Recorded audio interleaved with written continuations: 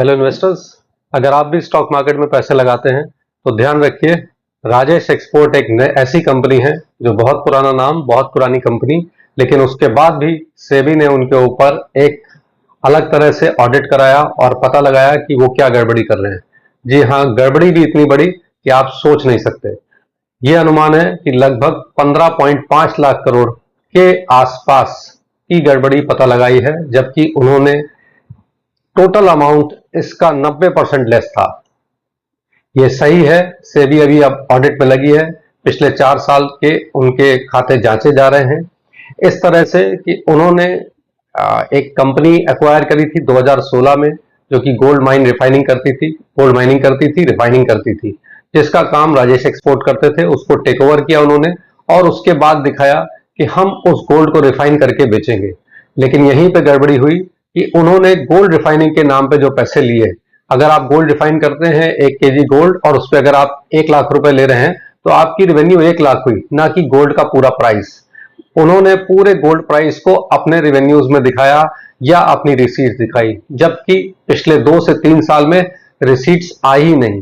मतलब आप काम करते रहे और आपको खातों में पैसा नहीं आया, लेकिन आप दिखाते रहे कि हमने इतनी सेल करी है, जबकि सेल आपकी अगर देखें तो सही में 1 करोड़ पे 1 ही लाख हुई, बिकॉज वो आपकी सर्विसेज थी जो आपने रिफाइनिंग के नाम पे ली थी। लेकिन आपने पिछले 10 सालों में रिकॉर्ड टर्नओवर दिखाया जो कि 15.5 लाख करोड़ था। वो इतना था कि इंडिया की जीडीपी लगभग 350 लाख करोड़ है, जिसमें से 15 लाख करोड़ आप ये मान लीजिए कितना हुआ। उसी हिसाब से राजेश एक्सपोर्ट के सीएमडी राजेश जी ने बताया और जवाब भी दिया, लेकिन वो अभी भी सेबी उसको तार्किक नहीं मान रहा। सेबी अभी भी मान रहा है कि कुछ गड़बड़ियां हैं जो पिछले 4 साल में हुई।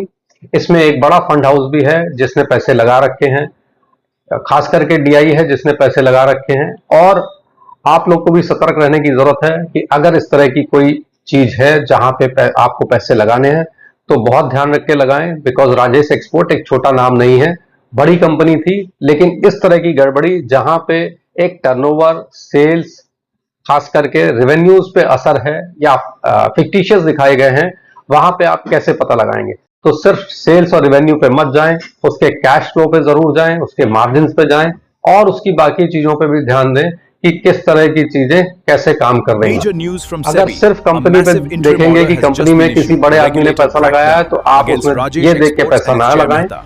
स्टॉक मार्केट एक ऐसी जगह है जहां पे आपको बहुत ध्यान रख के इन्वेस्ट करने की जरूरत है। सिर्फ आंख बंद करके किसी भी बात पे या किसी भी इस तरह की चीज पे जहां पे आपको जानकारी नहीं है, किसी भी तरह का पैसा ना लगाएं। अपने फाइनेंशियल इंटरमीडियरी या अपने सलाहकार से, जो कि जानकार हो, उससे सलाह लेके ही पैसे लगाएं। तो सावधान रहें, सतर्क रहें। धन्यवाद।